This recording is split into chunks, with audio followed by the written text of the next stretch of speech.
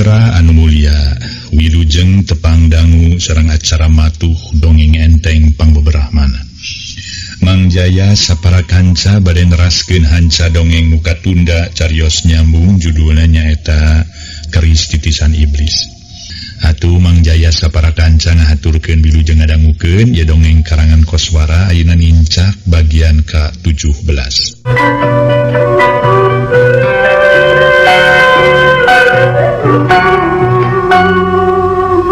Para mitra anu mulia, mangga urang lajengkeun deui para wargi carios nyambung anu judulna nyaeta Keris Titisan Iblis.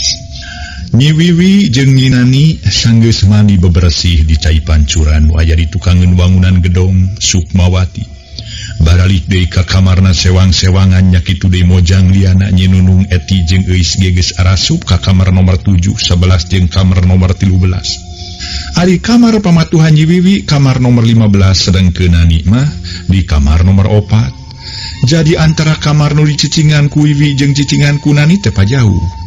Najan kitu eueuh halangan keur manehna pikeun silih tepungan, pikeun silih anyangan bari ngabadamikeun rarancang maranehna nu saterusna. Janten para mitra ye carios meubeut meulit para wargi.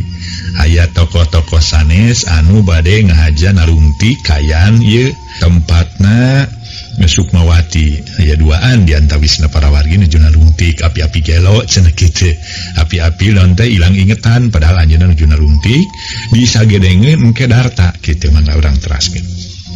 Mangsa isuk-isuk harita rengse mandi jeung bebersih tuluy marake pakaian da salin Mahmawati lembur. Wiwi ngeteyep kaluar ti kamarna pohar atoheunana lantaran kamar teu dikunci di luar.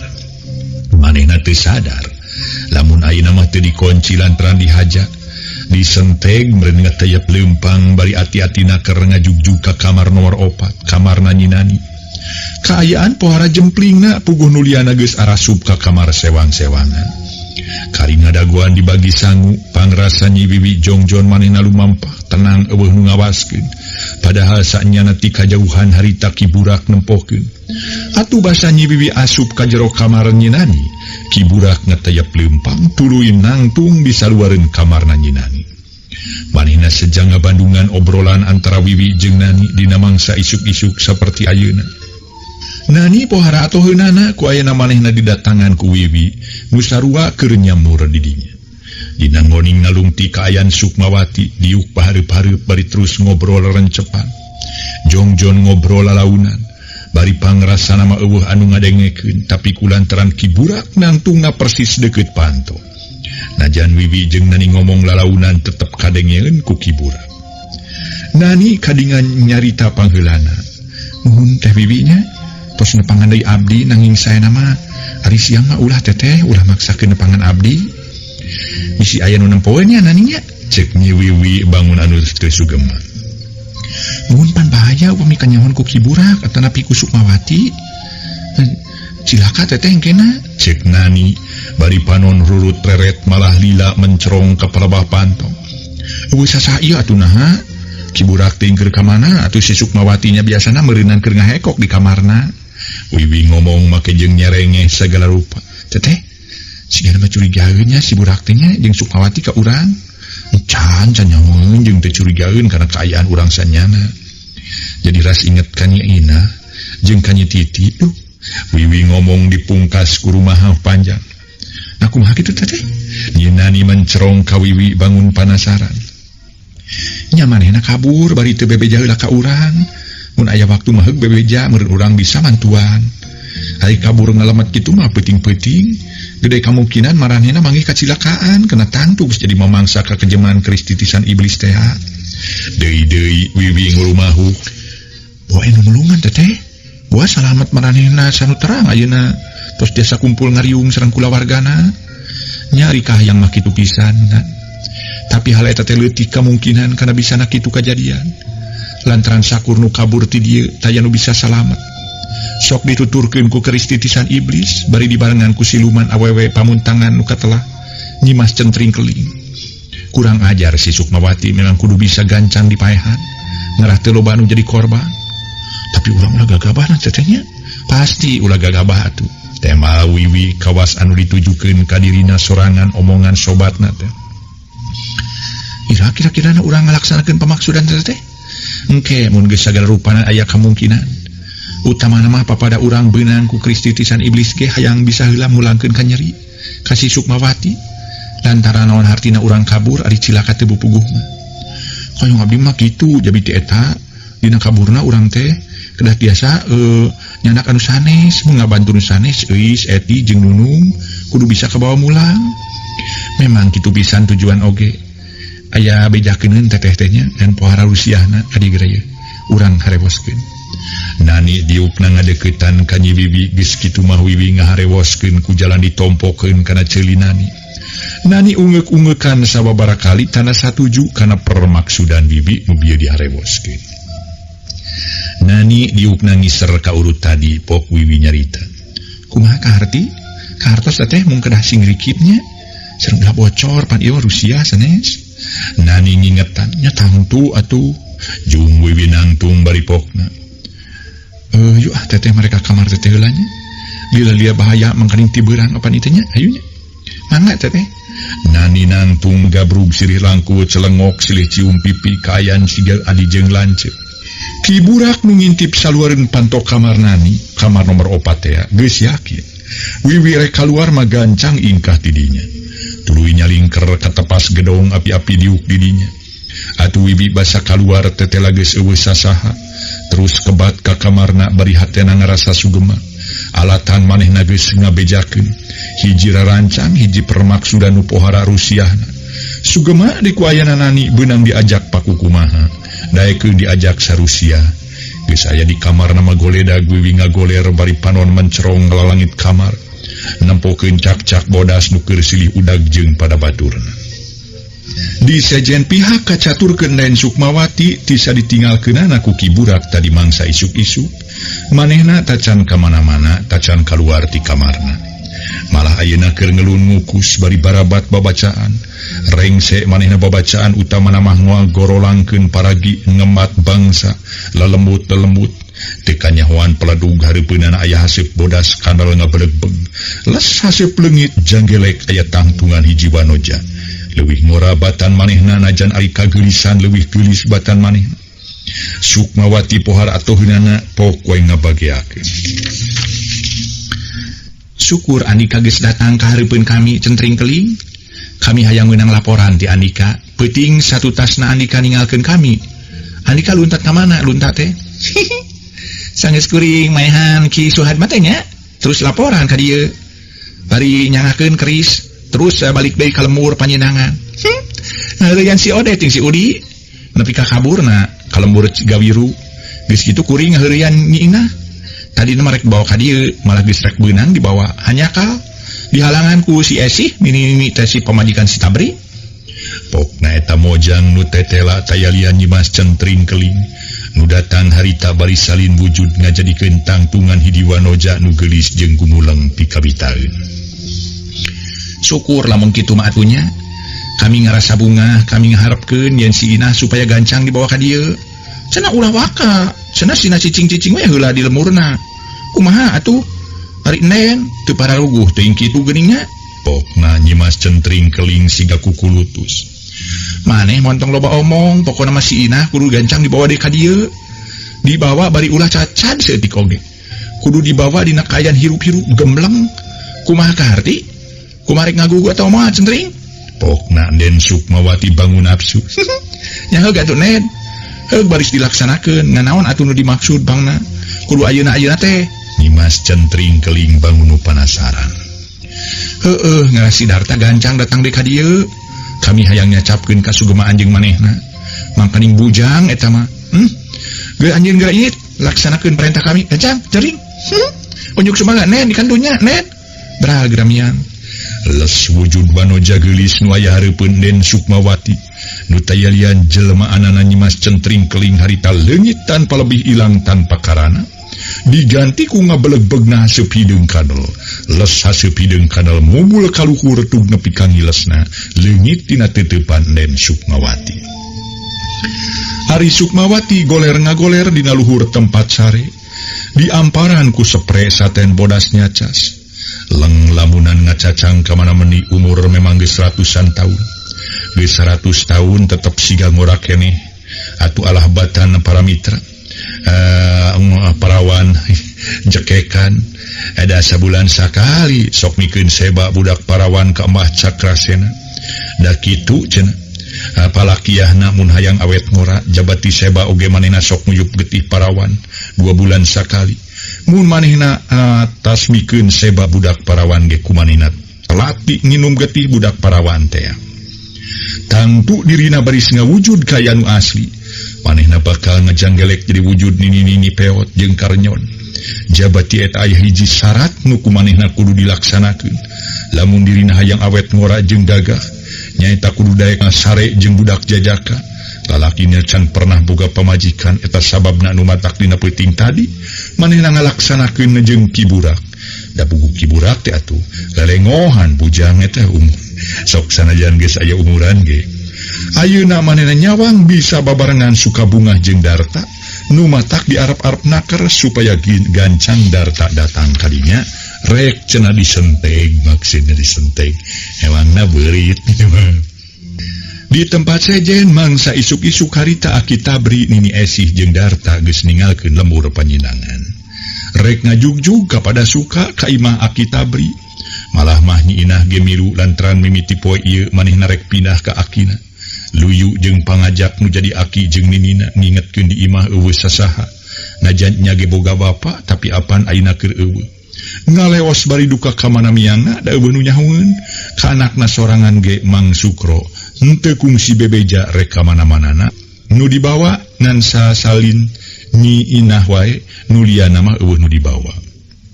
Teu bebeja ka sasaha para mitra. Datangna kapada sukangan sakedeung di dinya teh para wargi. Tibangunaan salin Nyi Inah bring we ka gawiru lantaran poe ieu rek ngurebkeun layon Mang Suhadma sajabati ngalaksanakeun ngureb layon Mang Suhadma oge rek ngali ngaludang kuburan titi pikeun ngayakinkeun nah kuburan asli atawa lain. Sarerea miang ka gawiru ngan Nyi Inah teu milu manehna sina nungguan imah wae. Ngaso heula para mitra, ngaso heula ngaso.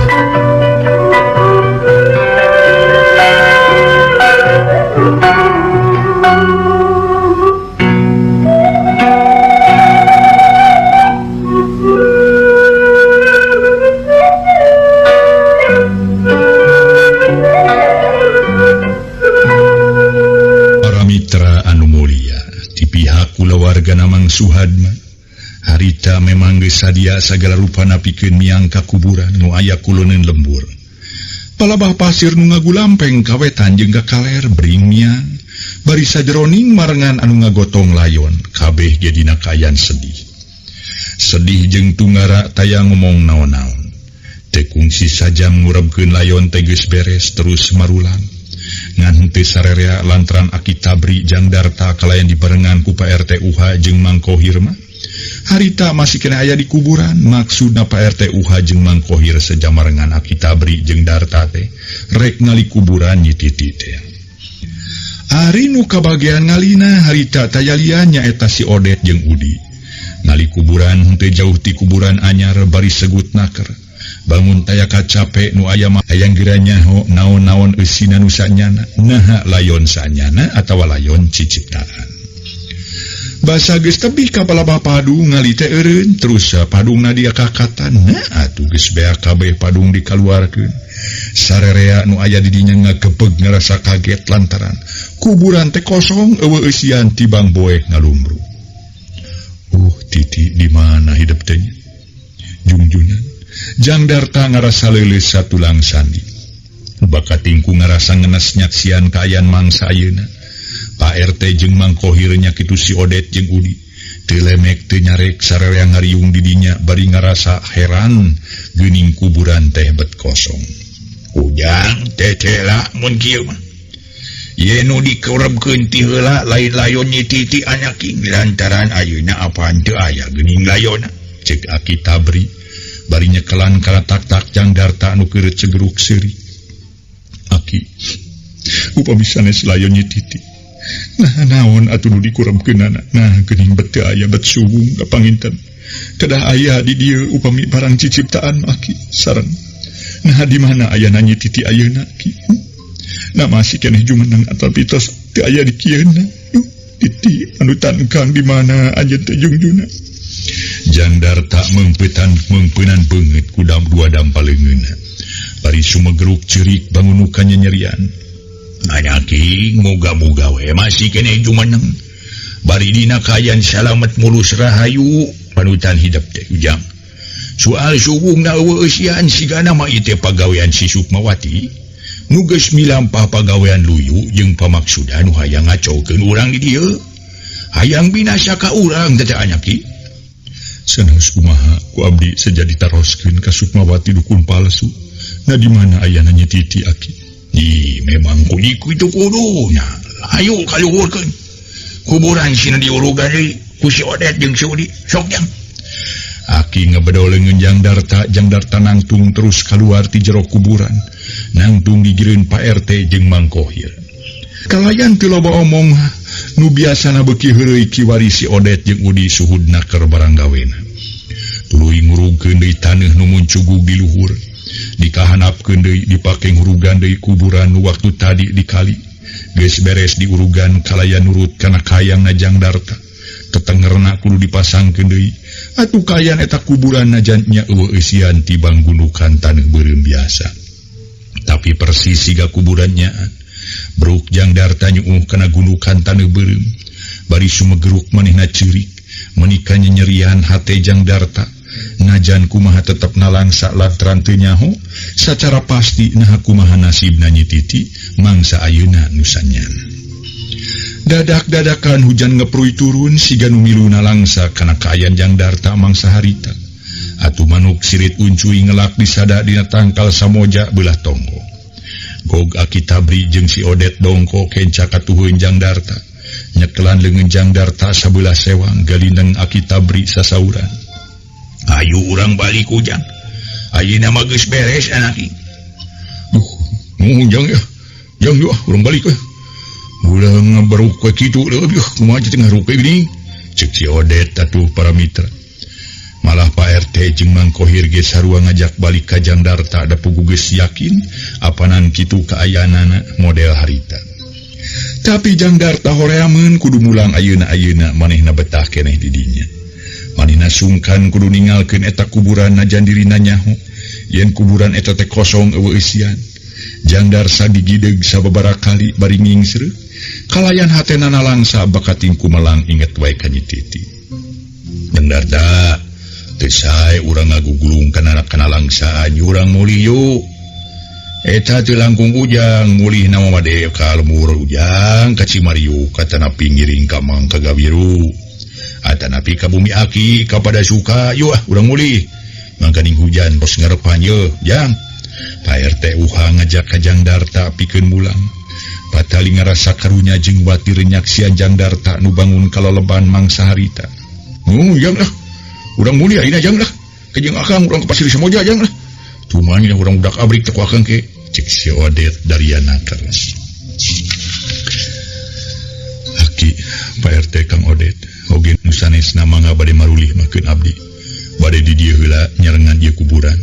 Sanaos ieu kuburan teh kosong nangin bongan tadi dikubur di dieu teh sigalayona Nyi Titi. Tetep anggapan abdi mah ieu teh kuburan Nyi Titi aki. Pokna Jang Darta bari dumareuda ari panon angger mencrong kana gundukan taneuh beureum nu aya hareupeunana. Mitra anu mulia, harita Aki Tabri tuluy nyarita.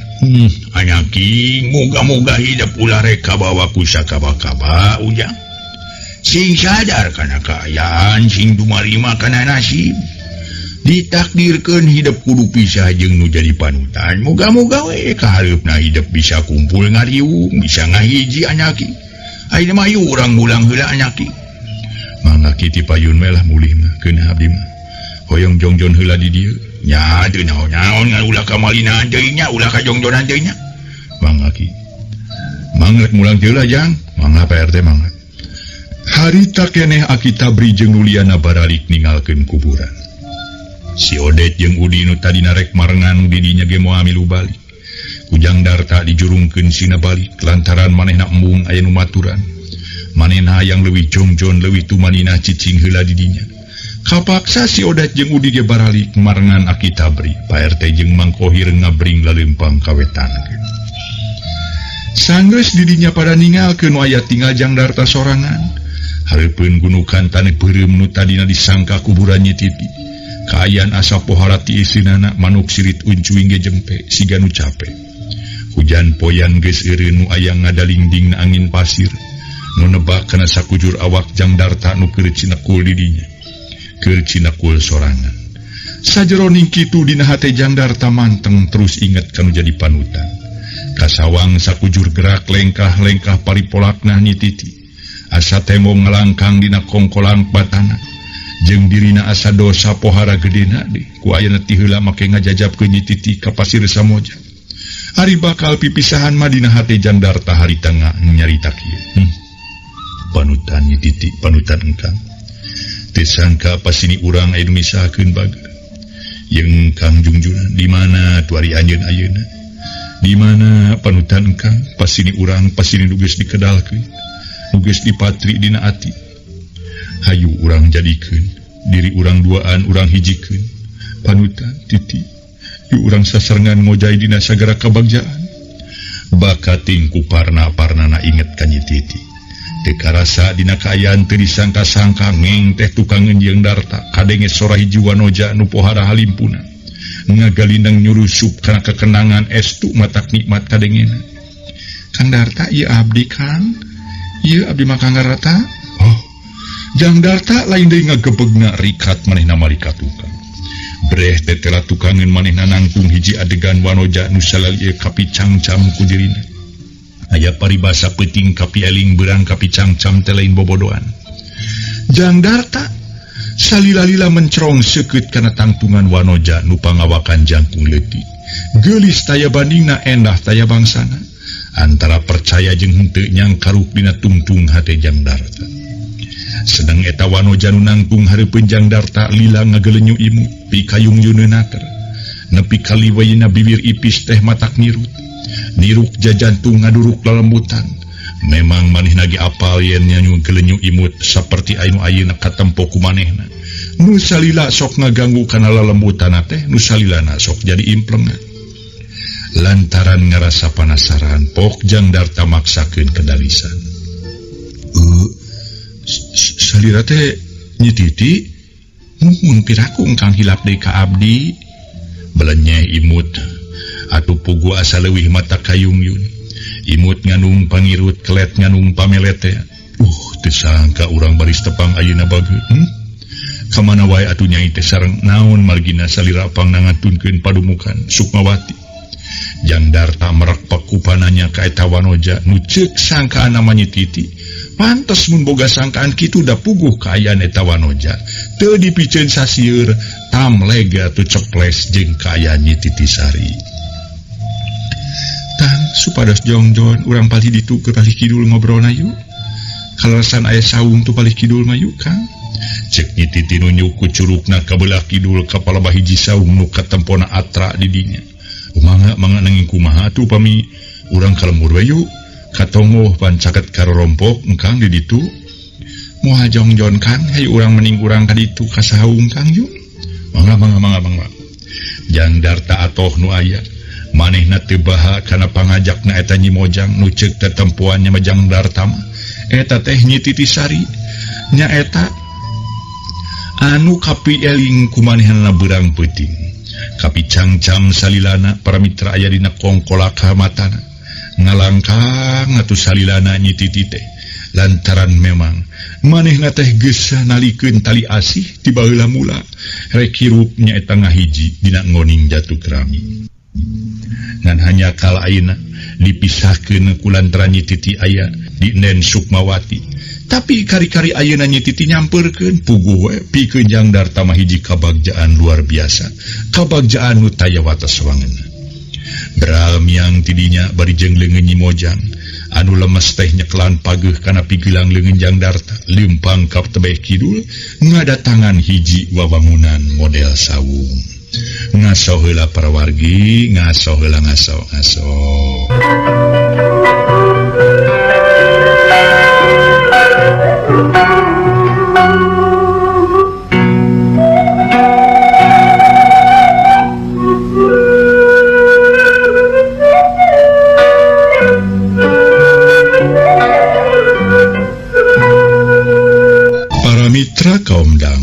kungsi dilages datang ka eta saung da puguh henteu sabaraha jauh. Bukgek dari uk di jero eta saung nu gedena teu sabaraha tibang aya meureunnan ukur 1 meter ka 2 meter. Saung namang ateng urang binong, duaan diuk ngareneng dina palupu saung bari sakedapan taya nu ngomong. Bang nu keur ngararasakeun heula hiji kasugemaan nu tumiba ka maranehanana. Seungitna rambut di mojang bari sakapeung adek kana irung Jang Darta estu matak sugema keur diri Jang Darta. Galindeng eta nyi mojang ngamimitian muka carita. Sorana halimpu matak genah kadengena ku Jang Darta nu diuk katuhunana. Kang Darta? Ieu bager, kumaha junjunan? Jang Darta ngareret ka kenca neuteub antep ka nyi mojang.